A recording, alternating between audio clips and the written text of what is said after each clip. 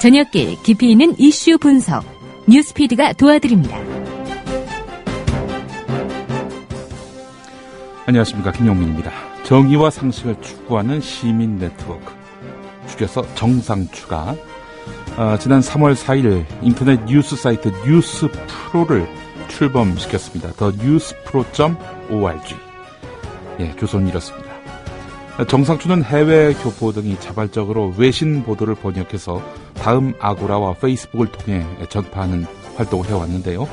특히 국내에서 접하기 힘든 박근혜 정부의 비판적인 외신 보도를 번역함으로써 해외에서 대한민국을 바라보는 다양한 시각을 제공해왔습니다. 그러다 보니 괴담 유포지라면서 조선일보와 새누리당의 공격을 받기도 했습니다. 하지만 정상추는 박근혜 대통령의 파리 순방 당시 공공부문 해외 개방을 약속한 박근혜 대통령이 기립박수를 받았다는 르몽드의 기사를 번역해서 한국 사회에 큰 파장을 일으킨 바 있습니다. 당시 국내 언론은 박근혜 대통령이 연설을 통해 기립박수를 받았다고만 전했을 뿐 공공부문 개방 약속, 즉 철도 시장 전면 개방 소식을 전하지는 않았습니다. 자, 그런 정상추가 전하는 외신을 통해서 비로소 외신의 맥락과 전달하는 보도의 내용 전문을 볼 수 있다는 점. 그런 역할을 국내 언론이 해야 하는데 국내 언론은 직무유기를 하고 있다는 점, 참으로 씁쓸하게 기를 데 없습니다. 뉴스프로를 출범시키며 본격적인 온라인 미디어로 나선 정상추의 활동 앞으로 어떻게 전개될 것인지, 또 왜 만들게 됐는지 잠시 후에 미국에 거주하는 운영자 이목 씨를 연결하겠습니다. 광고 듣고 오겠습니다. 조합원 스토리텔링님 신청 광고입니다. 겨울철 벨미 과메기 맛있게 드셨어요? 포항 죽도시장 상인협동조합에서 이번에는 간장게장을 내놓아요. 살아있는 암꽃게로 만들어 살이 탱탱한 명품 간장게장. 미디어 협동조합원께는 아주 저렴한 가격으로 모시고 배송비를 따로 받지 않습니다. 010-9896-8282 010-9896-8282 검색창에서 죽도락을 검색하세요. 밥도둑 망도둑 내 사랑 간장게장.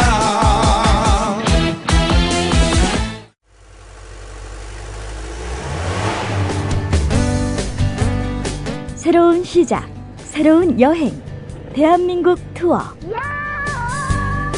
대한민국 투어는 45인승, 28인승, 리무진 등 다양한 관광버스를 보유하고 있으며 최고의 서비스와 저렴한 가격으로 모든 차량을 이용하실 수 있습니다.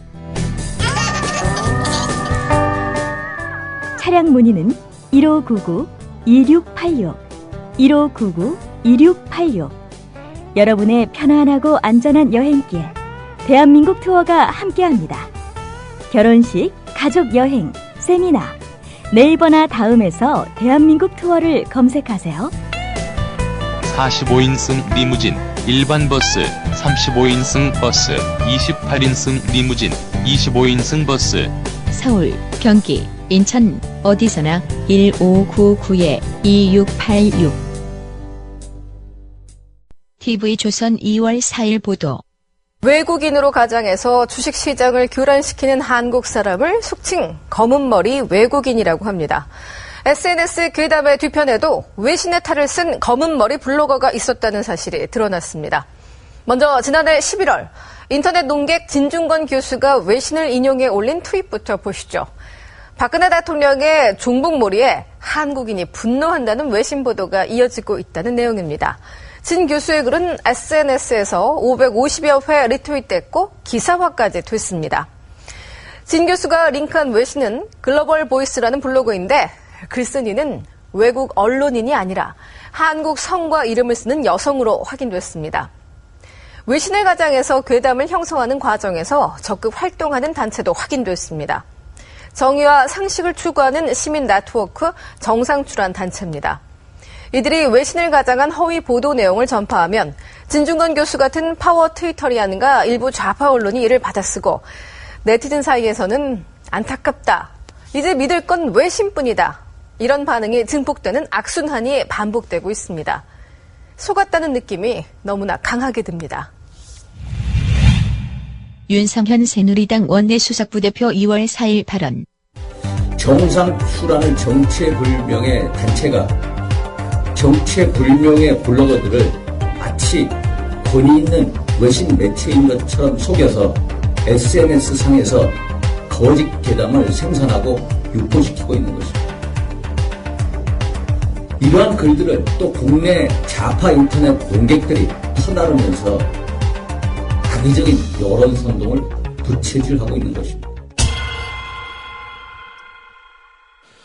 네, 국정원의 간첩 증거 조작 파문을 외국 주요 언론들이 본격적으로 보도하고 있습니다. 외국 언론 전문 번역 사이트 뉴스프로가 전한 내용인데요. 국격을 강조해 오던 박근혜 정부로서는 지금처럼 국정원 개혁에 대해서 계속 미온적일 경우 걷잡을 수 없이 이미지 타격을 입게 될 것으로 보입니다. 뉴스프로를 창간한 주체가 있습니다. 정의와 상식을 추구하는 시민 네트워크, 즉 정상추인데요. 정상추의 공동 운영자로 지금 미국에서 활동하고 있는 이목님을 전화 연결했습니다. 자, 이목 선생님 안녕하십니까? 안녕하세요. 예. 자, 이 외신들의 국정원 간첩 증거 조작 사건 보도가 최근 줄을 잇고 있다고 들었습니다. 우선 그 미국 언론은 어떻게 보도하고 있는지 그 내용을 좀 요약해 주시겠습니까? 네. 우선 미국의 12 뉴스 사이트이자 미국 최대 웹 커뮤니티 사이트인 토픽스가 2월 26일 천주교 단체 증거 조작 관련 국정원 관계자 고발이라는 제목으로 27일 간첩 사건 증거 조작 논란에 휩싸인 검찰과 국정원이라는 제목으로, 그리고 3월 10일에는 국정원 압수수색에 대해 코리아 헤럴드 기사를 3번에 걸쳐 보도했고요. 3월 14일에는 한국 국회의원들 공정한 재판을 훼손하려 시도라는 제목의 아시아 인권위원회와 성명서를 보도했죠. 예. 또 3월 11일에는 미 경제 전문지 월스트리트 저널이 검찰의 국정원 압수수색을 보도했고요. 예. 14일에는 미 위성방송 링TV에서 국정원이 지난 대선에 저지른 불법 행위로 이미 비난을 받고 있는 가운데 또 하나의 스캔들을 휩싸인 듯하다며 국정원 문서 조작 스캔들을 방송으로 보도했습니다. 예. 이게 뭐 보니까 유력 신문들도 상당히 보입니다. 네. 자, 지금 그 유럽 쪽 언론들도 스크린하고 계시죠? 네, 그렇죠. 예. AFP라고 불리는 우리에겐 AFP 통신으로 알려진 이 통신사하고 프랑스의 공영방송인 RFI, 라디오 프랑스 인터내셔널이라고 부르는데 여기서도 한국 국정원의 증거 조작 사건 크게 보도하고 있다고 들었습니다. 네네. AFP는 12일 간첩 조작 사건으로 한국 국정원장의 비난 세례라는 아주 강한 제목으로 국정원의 간첩 증거 조작 사건을 전하며 어김없이 국정원의 지난 대선 부정 개입 사건도 언급을 했습니다. 이 기사는 한국 국정원장이 간첩 사건의 증거 조작 포함 정치적 파장이 있는 스캔들로 인해 사퇴라는 압력을 점점 거세게 받고 있다. 또 집권 여당인 일부 새누리당 의원들까지 지방선거를 앞두고 남재준 원장의 사퇴를 요구하기에 이르렀다고 전했고요. 또 1년 전 남 원장을 임명한 박 대통령에게는 매우 민감한 사안이라고 말했습니다.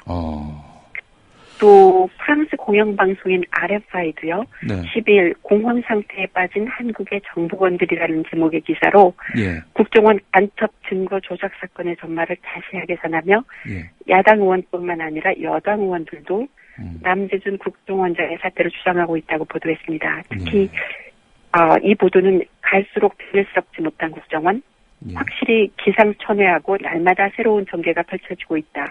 그게 말로 정치의 전면에 나선 국정원의 비정상적인 모습을 좀 우습게 표현하죠. 또 RFI는 국정원이 2012년 대선에서 박근혜 후보 편을 들어 여론을 조작한 혐의로 신문의 일면을 장식했었다는 사실, 그리고 궁지에 몰린 나머지 자신들에게 쏠리는 주의를 분산시키고자 극좌 성향의 국회의원을 국가전복 혐의로 고발해 10년을 선고받게 했다고 전했고요. 이석기 의원을 말하는 거군요. 그렇죠. 또 이번 사건으로 국정원의 역사상 가장 심각할 정도로 신뢰에 손상을 입었다고 말했습니다. 이 밖에도 이제 몇몇 통신들이 보도를 하고 있습니다. 예. 자, 아시아권으로 한번 와보겠습니다. 대표적인 두 나라, 일본과 중국 언론도 국정원 간첩 조작 사건, 이거 주목하기 시작했다고요? 네, 사실 죄송합니다. 자국의 공문서를 한국의 정보기관이 위조했는데도 중국 언론들이 처음에는 의외로 침묵을 지키고 있었는데요. 예. 네, 중국의 유럽 언론이며 월스트리트와 이코노미스트로부터 극찬을 받았던 글로벌 타임스가 네. 처음으로 3월 10일 단신으로 검찰의 압수수색 사실을 보도했습니다. 예. 국정원이 간첩 사건의 출입국 기록을 조작한 혐의를 받고 있다고 말하며 말미에는 잊지 않고 2012년 대선 전에 여론 조작을 시도했다며 국정원의 대선 부정 개입 사실도 언급을 하죠. 예. 또 AFP 기사를 받아서 글로벌 타임스와 사우스 차이나 모닝 포스트가 이를 재보도했고 특히 사우스 차이나 모닝 포스트는 국정원장 증거 조작 사건으로 사퇴 압력에 직면하다라는 제목으로 종이신문으로도 이 기사를 보도했습니다. 사우스 차이나 모닝 포스트 신문은 홍콩에서 나오는 신문이고 인터넷뿐만 아니라 지면에서도 이 내용을 전하고 있다.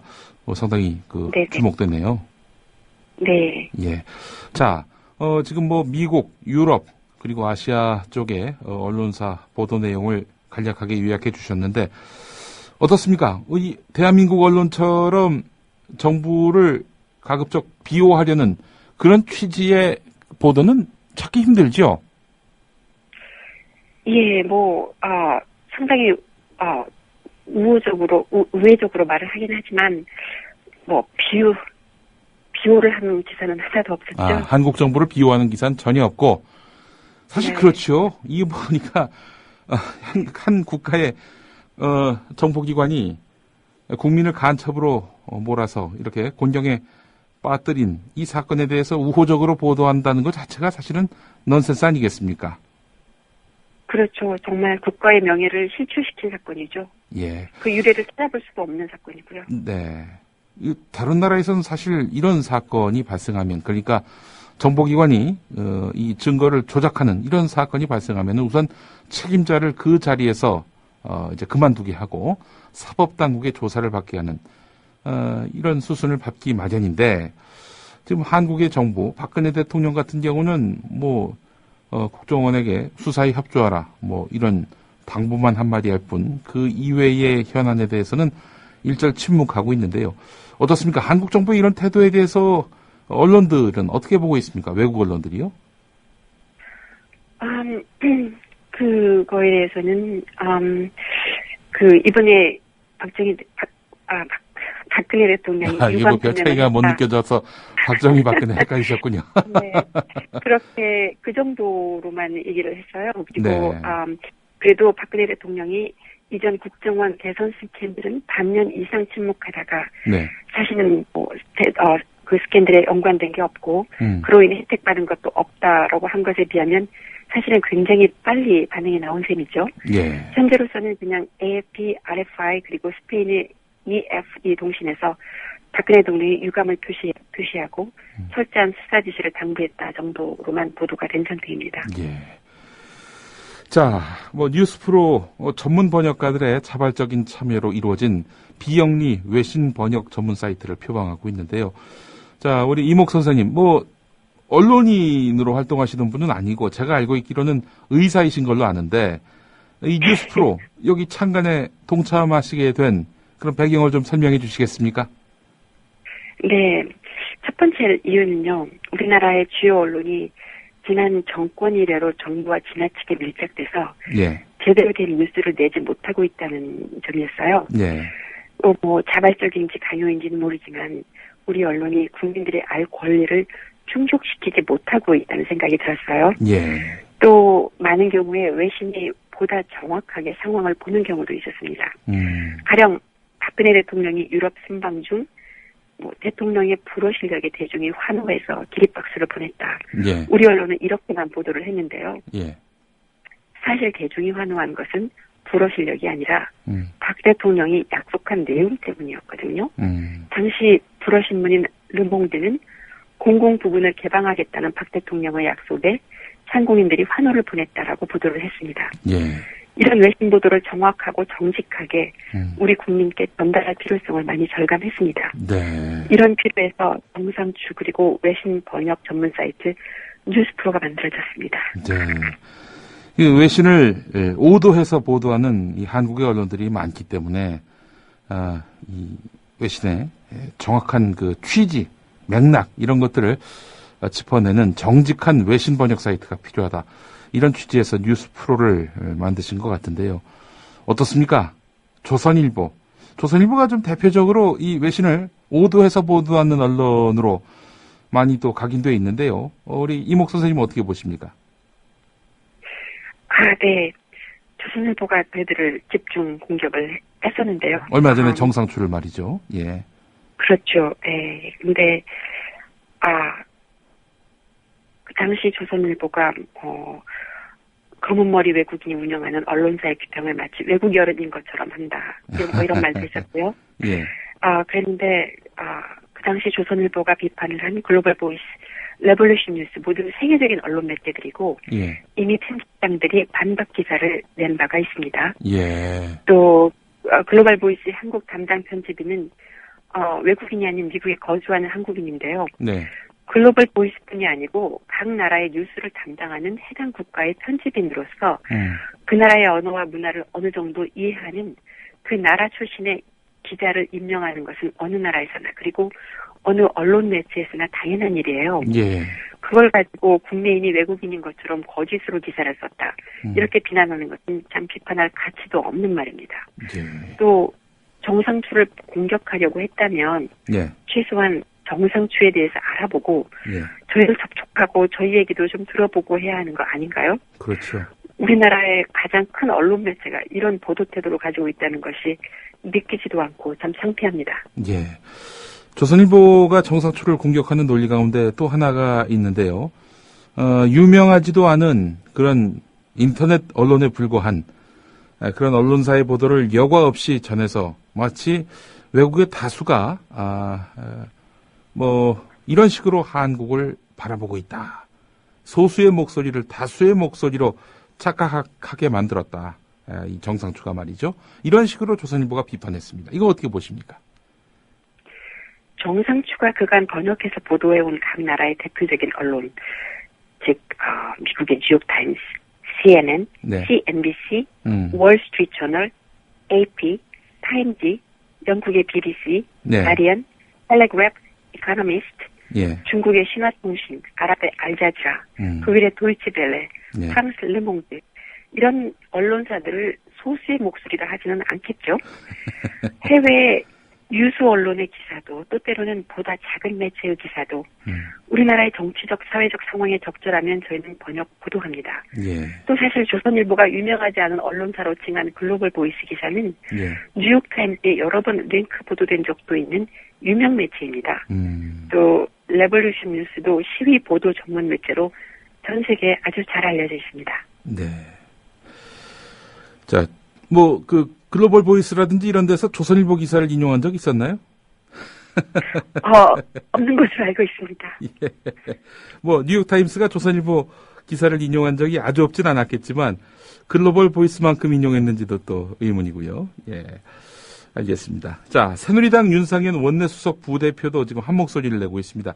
정상추는 정체불명의 단체고 거짓 괴담을 생산하고 유포시킨다. 이러면서 조사해야 한다. 이런 말까지 했다고 하는데 어떻게 보십니까? 먼저 정상추는 정체불명의 단체가 아닙니다. 정상추는 작년 9월 미국 거주 한인들 위주로 발족했고 지금은 전 세계 곳곳에 한인들이 참여해 주시고 계세요. 국내에도 있죠. 네. 그리고 정상추는 사실 기사를 번역했을 뿐인데 그러면 기사를 쓴 해외 언론사가 거짓 괴담을 썼다는 말이겠는데요. 정상추가 번역한 기사의 어떤 부분이 거짓 괴담인지 밝혀주셨으면 하는 바람입니다. 그리고 정상추는 거짓 괴담을 생산하고 유포한 것이 아니라 알려야 될 필요성이 있는 외신을 번역해서 홍보한 것입니다. 국가의 집권당 원내수석 부대표가 이런 말을 하는 것이 참 가볍고 무책임해 보입니다. 조선일보의 기사만 믿지 말고 스스로 확인을 좀 해보고 말씀하셔야 하는 거 아닌가요? 정상추가 이제 주장한 그간의 이제 여러 내용들을 보면요. 대선 개표 부정에 대해서 진상규명을 촉구해온 그 부분도 있단 말이죠. 아마 윤상현 원내수석 부대표는 아니 개표 부정이 없었는데 개표 부정이 있다는 식으로 말하고 있는 정상추는 이거 거짓 괴담을 생산하고 유포시키는 거 아니냐 이런 식으로 보고 있는 것 같습니다. 제가 짐작컨대요. 자, 이 개표 부정과 관련해서는 한국 안에서 이른바 48%로 상징되는 야권 지지자들 사이에서도 의견이 좀 분분해 보입니다. 개표 부정 이게 믿을 만한 내용이냐? 개표 부정 확신할 만하다. 의견이 갈려져 있는 상태인데요. 정상추는 이 개표 부정과 관련해서 어떤 입장입니까? 지난 대선에서 법으로 정해진 소개표가 이루어지지 않은 상황이 여러 곳에서 나타났죠. 예. 이것은 결과의 투명성을 비롯해서 국민의 알 권리가 침해당했던 것이라고 생각을 합니다. 예. 그 부분은 현재 시민들이 법원에 소송을 제기하고 기다리고 있는 상태고요. 네. 일단 법에 정해진 대로 소개표가 이루어져서 예. 그 결과를 확인하는 것이 중요하다고 생각합니다. 예. 진상규명을 촉구하는 예. 네. 그런 입장이시군요. 소개표 결과가 좀 나오면 저희의 입장을 밝히기로 하고요. 예. 현재 개표 부정 문제는 선거소송인단 시민단체에서 제기하고 있는 것으로 알고 있습니다. 예. 자, 그런데 지난 토요일에 그 제18대 대통령 부정선거 백서를 쓴 저자들이 선거관리위원회 직원들을 명예훼손했다는 혐의가 적용돼서 구속됐습니다. 물론 앞서서 경찰은 이 사건을 무혐의로 보고 불기소 의견으로 검찰에 송치했었는데요. 검찰은 도리어 구속을 했단 말이죠. 이거는 어떻게 보십니까? 지난 18대 대선과 관련된 사건들은 법 적용의 이중성이 너무 심합니다. 네. 국가 권력기관이 개입된 18대 대선 사안으로 사전 구속영장이 청구된 적은 단 한 건도 없었습니다. 예. 원세훈, 김용판 그리고 군사이버 사령부 사건 등 소송인단의 대선 무효 소송은 사실 6개월 안에 끝났어야 하는데도 예. 아직 시작도 안 된 상태죠. 예예. 이런 식의 법 적용이라면 우리 사회에서는 힘없는 사람만 사전 구속된다는 통속적인 관념만 굳어지는 결과가 되겠죠. 예. 그리고 구속수사가 필요한 이유가 뭔지 모르겠습니다. 두 분은 지금 선거 무효 소송을 진행 중이신데 이분들이 도대체 어디로 도주한다고 구속수사를 한다는 것인지 네. 이해가 되지 않습니다. 예. 하루속히 이분들을 석방해 주시길 촉구합니다. 이대로 가면 당국에서 원하는 바와는 달리 오히려 외신들이 선거 무효 소송에 대해서 더욱 관심을 가지게 되고 아마 지켜보게 될 것입니다. 예. 이 백서라는 명백한 이 증거물 본인들은 이거 썼다라고 주장하고 있고요. 어디 도망갈 분들도 아니라면은 과연 구속이 온당하냐? 네. 이렇게 또 보시는 분들도 많이 계시더라고요. 예. 자, 우리 이목 운영자님 앞으로 어떤 활동 하실지 좀 말씀해 주시죠. 뉴스 프로와 관련해서 또 정상적 활동과 네. 관련해서 앞으로의 어떤 행동 계획 소개해 주시죠. 네. 저희가 지난 6월 처음 시작할 당시만 해도 외신이 우리나라 상황에 대해 그다지 많은 관심을 가지지 않았어요. 예, 북한 기사만 잔뜩 보도하더라고요. 열심히 기사를 번역해서 알리고 또 영문 기사를 제작해서 외신에 꾸준히 제보하고 하면서 네. 이제 점점 더 많은 해외 언론사들이 한국 뉴스에 관심을 가지고 더 많은 기사를 보도하는 것을 보게 됩니다. 예. 사실 뉴스를 쓰는 기자 입장으로서도 아무도 읽어주지 않으면 힘이 빠질 텐데 자기들이 쓴 기사가 신속하게 번역이 되고 한국 독자들에게 널리 익히고 하는 것을 보면서 네. 힘이 되었으리라고 생각을 합니다. 예.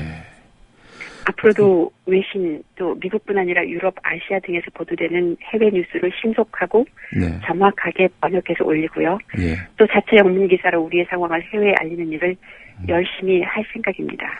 또 지난번 가졌던 노엄 촘스키 교수와의 인터뷰처럼 한국 현실에 관심 있는 세계의 석학들과 대담을 나누는 기회도 네. 계속 마련해보려 합니다. 그리고 이 자리를 빌려 그간 성원해 주시고 격려해 주신 독자 여러분들께 감사의 말씀 전하고 싶습니다. 예. 하여간 진실을 알려면 외신을 봐야 된다. 이게 사실 독재 정권, 권위주의 정권 시절에나 통했던 말인데 다시 또 외신을 살펴봐야 하는 이런 비극적 현실에 우리가 서 있는 것 같습니다. 정상추의 활동이 그래서 더욱더 중요하지 않나라는 생각도 해보고요. 지금 이제 한국 시각으로 저녁 6시 때인데요. 미국에 계시죠? 네. 현지 시각은 몇 시입니까?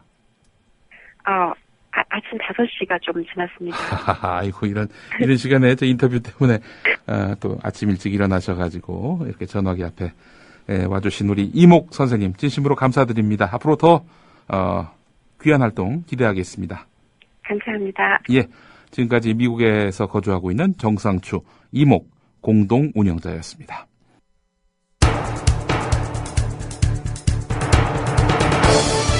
지금 여러분께서는 국민TV 라디오의 저녁길 시사 프로그램 뉴스피드와 함께하고 계십니다. 팟빵 팟캐스트로 다시 들으실 수 있습니다.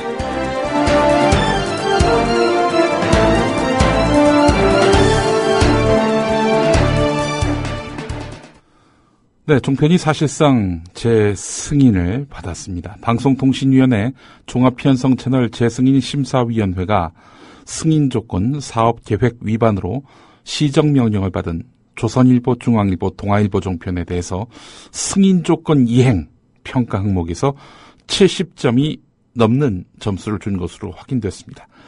그동안 굉장히 많은 잘못을 저질렀음에도 불구하고 그 잘못 한마디로 얘기해서 문제없다. 이런 식의 판단을 받게 된 겁니다. 미디어 오늘이 취재한 결과를 보니까 말이죠. 종편심사위는 만점, 1000점 가운데 70점이라 할 수 있는 승인 당시 방송사업자 준수사항 이행 여부 등 기타 사업 수행에 필요한 사항에 대한 평가에서, TV조선의 51.65점, JTBC의 54.46점, 채널A에 52.29점을 줬습니다. 방송통신위원회가 2년 연속 승인 조건과 사업 계획을 위반해서 과징급 상한액을 처분한 것과 비교해 봤을 때 봐주기 평가라는 그런 비판이 나오고 있습니다. 상한액. 그러니까 최고액을 이렇게 과징금으로 처분을 한 건데 말이죠. 그럼에도 불구하고 이 사람들 고득점을 받았다는 겁니다. 방송 공정성 평가 점수도 과도한 것으로 나타났는데요. 세 사업자 모두 과락 기준, 낙제점 기준을 넘어섰다고 합니다. 합격점을 받았다는 그런 이야기지요. 또 다른 핵심 심사 항목이라 할 수 있는 방송 프로그램의 기획 편성 및 제작 계획의 적절성 평가에서 종편 3사 모두 이 70% 이상으로 평가가 됐습니다. 높은 점수를 받은 것입니다. 예, 이에 대해서 야당 의원들 최소한의 납득할 근거의 제시, 공정한 절차 보장조차 없이 묻지마 합격증을 발행한 것이다. 결코 용서받지 못할 일이다. 이렇게 말을 했습니다. 방송평가부터 이번 재승인 심사까지 모두 치밀하게 준비한 과정이란 지적도 나오고 있는데요. 이미 합격시키려고 작정했다. 이런 이야기입니다. 이 이슈를 내일 한번 다뤄보겠습니다. 뉴스피드 마칩니다. 고맙습니다.